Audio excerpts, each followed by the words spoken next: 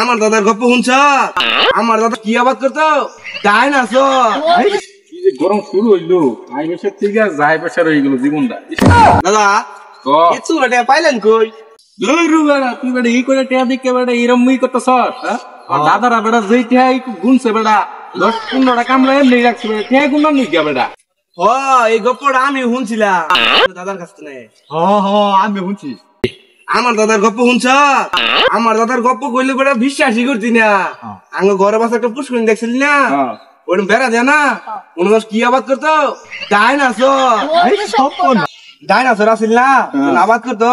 ওই ডাইনাসর ঘুরাইন মারতো নেঞ্জুর দিয়া 3-4 লাখ আছে একবারে ভাঙিয়ে দিত। এইখানে তো বেন রে তোকে বাইক যাই খালি তো সেওয়ার কোনো নাই, খালি রোদ উঠে। আমার দাদা যে গরু নাবাদ করতো 10 ফুট লম্বা লম্বা আছে, নিজে যাই তো আর খালি আইতো। গরুর ওই যেগুনা গুলো না, ওগুনা মনে হয় জিন্দা গেছে, একবার খাল হইয়া গেছে একবারে। এই গপ্পটা আমি আগে শুনছি। ওই যে তোর দাদা যে খাইলা বিলো খালটা না, তোর দাদা ওই বলে গরু নিত, এখানে ইয়া বড় খাল হয়েছে, কষ্ট হয় বার হইতে। কি কর বেড়া, আমার দাদার কথা তো কইছি না। আমার দাদা একটা আইসক্রিম বানাইতো, 70 রাত্রে লম্বা একটা 6 মাস না খাইতে।